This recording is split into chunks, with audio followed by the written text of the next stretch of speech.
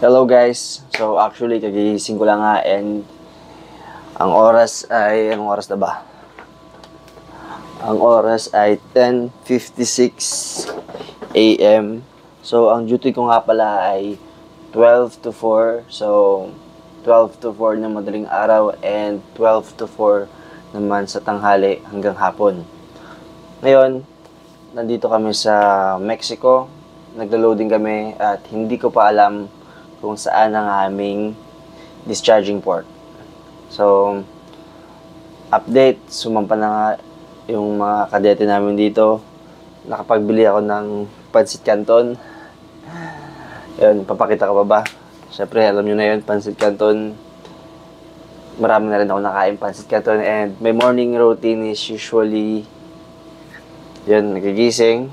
Ito na yung kape ko, nagtimpla ako. May heater ako dito. Meron akong Starbucks coffee dito. And yun. Ngayon nga pala ay Sunday. So, kahit Sunday, tuloy ang duty. And mamaya-maya kakain na rin ako.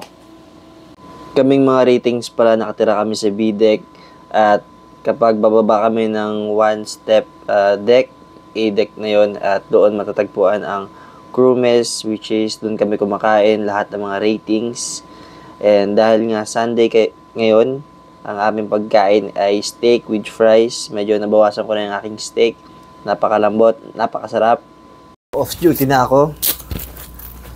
Ang oras ngayon ay 6:04 at alas 5 may pagkain na. Then hindi ko pa rin alam yung gagawin ko. Pero usually this hour, yung mga ginagawa ko is nagfi-Facebook, yan, nanonood ng anime. Titignan ko kung papasahan tayo ni Sek ng Demon Slayer dahil episode 8 na. So season 4, episode 8. So final episode na yun. At manonood tayo sa ating TV. Yan. Bis muna ako guys. Off duty na. 4 na oras din ako sa labasan, tapos umuulan pa. Alright, let's go. May Demon Slayer na tayo. Bakbaka na.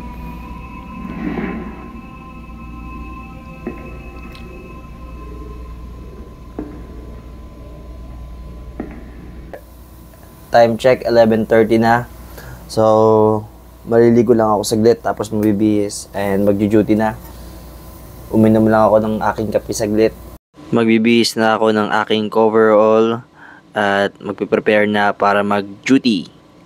Dito sa barko na sinakyan ko, meron naman kaming binibentang tubig pero medyo mahal, $8, $10, ganyan. Pero pwede naman mag-refill ng tubig doon sa refilling station. Libre lang naman pero syempre hindi mo alam kung safe ba talaga or hindi. Pero sa ngayon, doon ako kumukuha ng tubig dahil medyo may kamahalan nga ang ating tubig. And we will see kung ayos ba sa medical. Grabe ang kabina ni Leo. Wow! Picturean ko nga. Wow! Wow! Cabin inspection, cabin inspection. Ayos talaga. Pwede ka na mag-vlogs. Vlog. Kay Mike naman. Cabin inspection, cabin inspection. Keste, parang wala sa ayos dito. Tignan mo naman, parang Yogs, parang gumat. Cabin inspection. Parang gubat nga. Stay dito.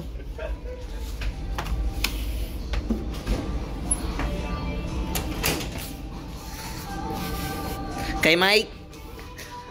Kay Leo.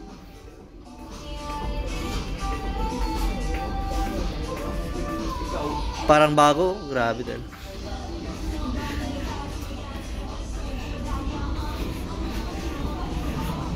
Cabin inspection today. Sa atin, mainit dito. Today, we are going to have cabin inspection. Titignan yung kondisyon ng aming kabina at kung may mga sira sa aming kabina na dapat na bang palitan. Ang ganap nga dito sa barko, We are bound to LA, pero hindi kami makakapag shore leave. Expected na yun dahil ang mangyayari, magkakaroon na kami ng ship-to-ship operation. And after that, magbabangkering kami sa malapit na area sa LA, Long Beach. And we will see kung as in lalapit ba talaga yung barko sa Long Beach para makapag-picture lang, makapag-video. Arrive kami sa 14, ngayon 8 pa lang, almost 4 to 5 days pa. During normal working hours pala, ganito yung suot ko. As you can see, puro ng pintura. Dahil syempre, ang trabaho natin ay maintenance ng barko. Kaya marami talaga ang ating coverall. At ngayon pala ay 2:50 na. It's time for coffee. So nagda-diet tayo ngayon kaya kape muna. Hindi muna ako nagme-merienda. Pero may mga merienda namang available dyan. Pwede kayo mag-slap chest, ganyan. And minsan, may niluluto rin si steward na mga tinapay. Ganito lang talaga yung cycle sa barko.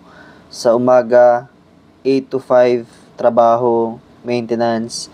And sa hapon naman, ganito yung ginagawa namin. Nagdodota kami, minsan hanggang alas 10. 2 to 4 games yung laro namin kada araw.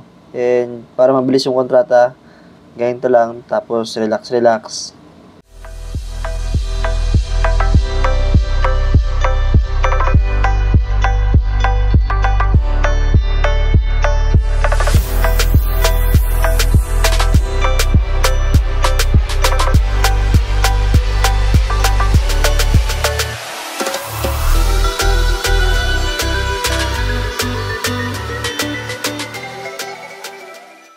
Ngayon, magkakaroon kami ng operation, ship to ship. Didikit kami sa kabilang barko at magta-transfer kami sa kanila ng aming kargada. And after this, pupunta na kami ng Mexico.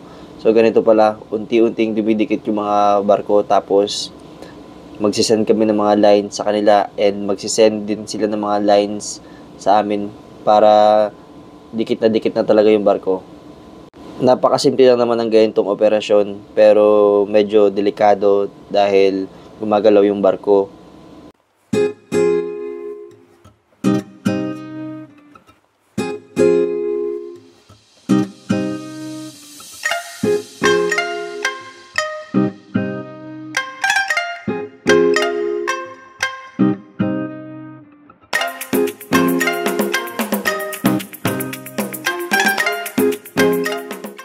Isang araw lang kami nag-discharge doon sa ship-to-ship area and umalis na agad kami papunta ng Mexico.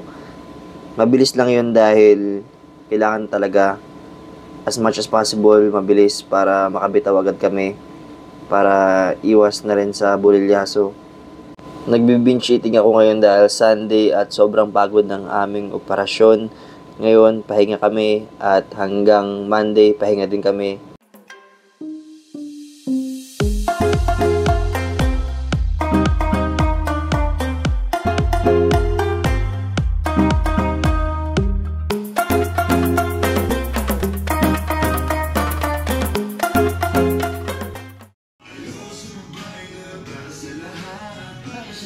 Tuwing Sunday nga pala, nag-gym din ako.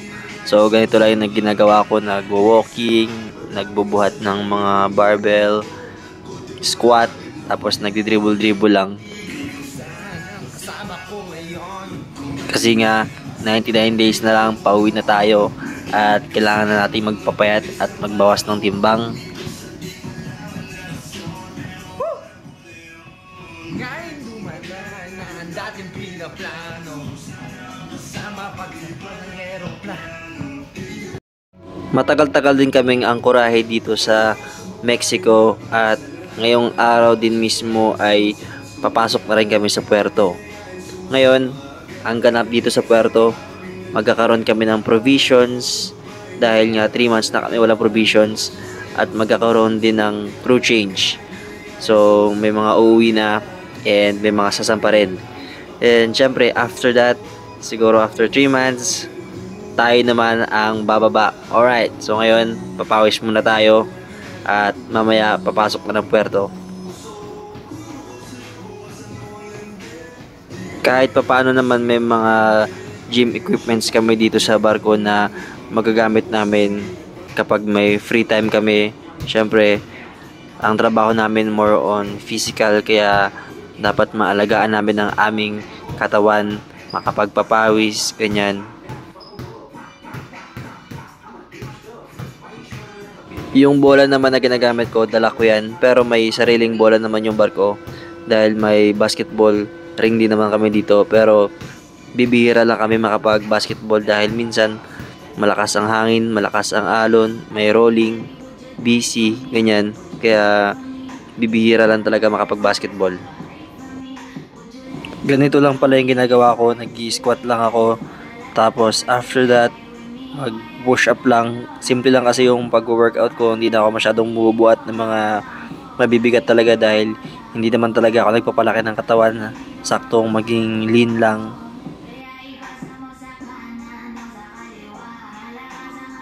So as of now, that's it for our episode 2 of our mga ganap sa barko serye.